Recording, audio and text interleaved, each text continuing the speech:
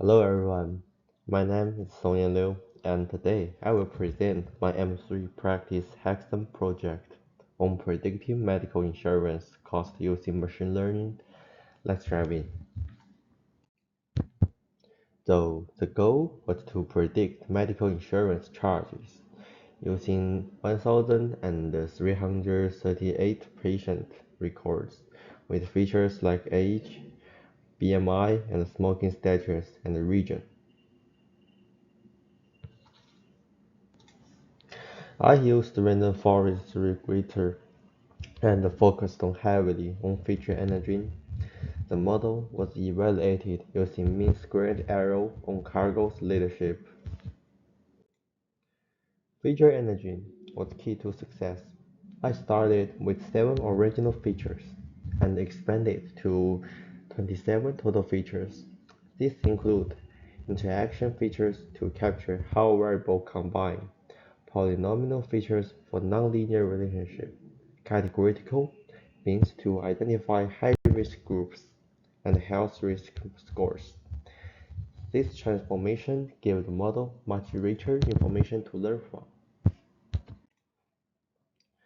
3 interaction features proved most important. Smoker BMI captures the compounding effect of smoking plus high BMI. These risks multiply, not just add. Smoker age models cumulative damage over time. A 60-year-old smoker has decades of accumulated health impact. BMI age accounts for how high BMI becomes more dangerous with age. These features were informed by medical knowledge and proved highly predictive. I chose random forest because it handles nonlinear relationships naturally, captures feature interactions, and is robust to outliers.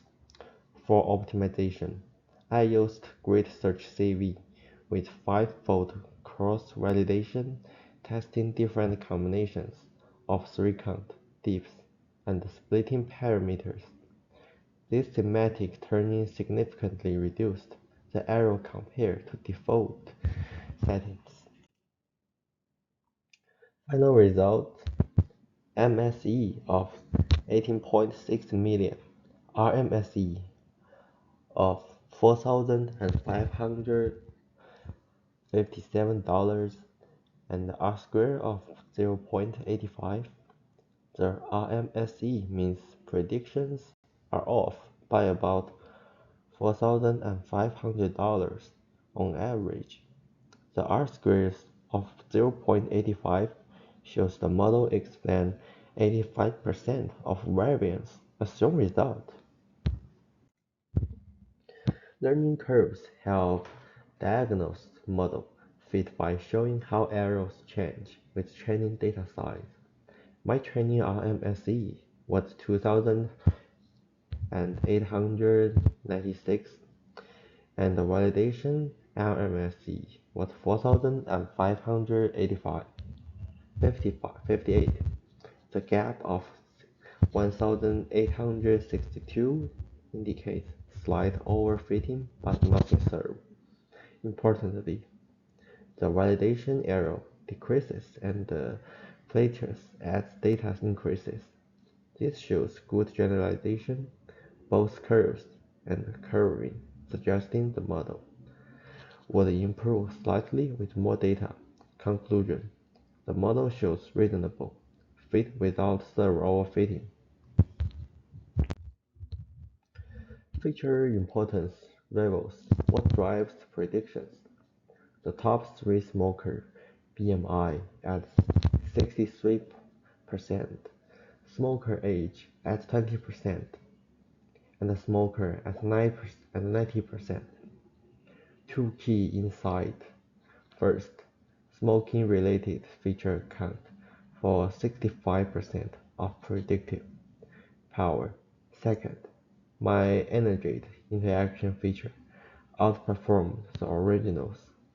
This invalidates both my feature energy and aligns with medical knowledge. Smoking is indeed a primary cost driver.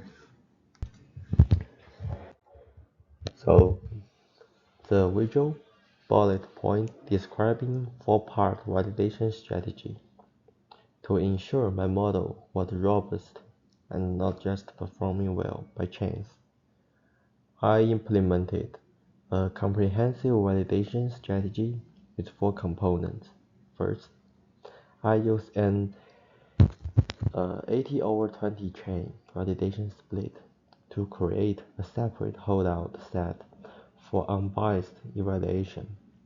This ensured I wasn't evaluating the model on data it had seen during training. Second, I performed five-fold cross-validation, which produced a CV RMSE of 4560 with low variance. This means the model performed consistently across different subsets of the data, not just on a particular split.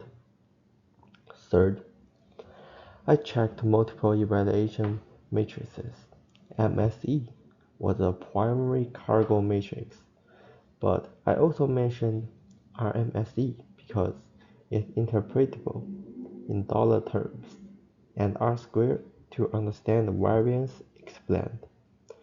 Looking at multiple matrices provides a more complete picture than any single number. Fourth, I conduct residual analysis by plotting prediction errors against predicted value. The random scatter around zero confirmed there was no symmetric bias in the model.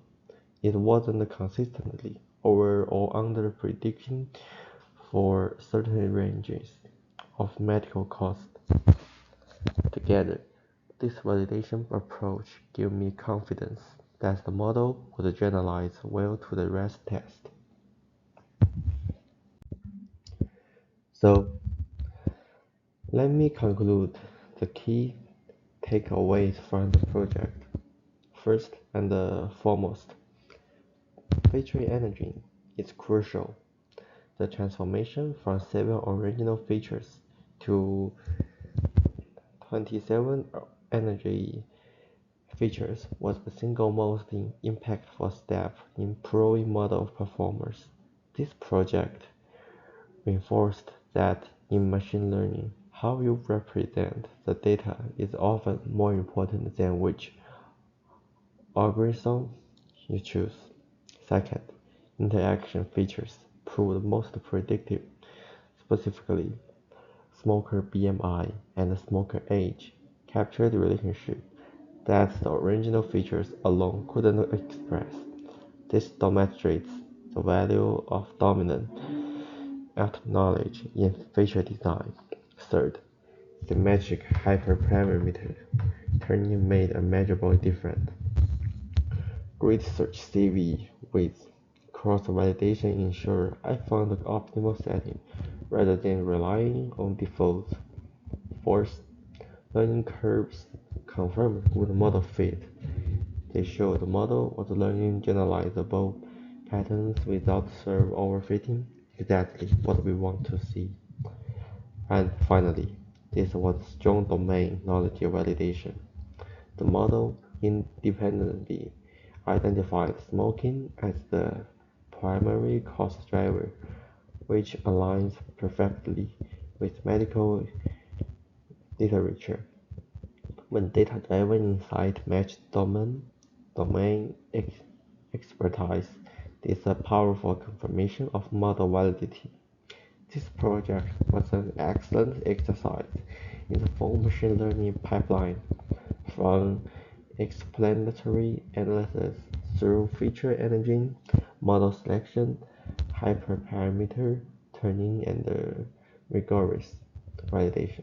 Thank you for your attention. I'm happy to answer any question.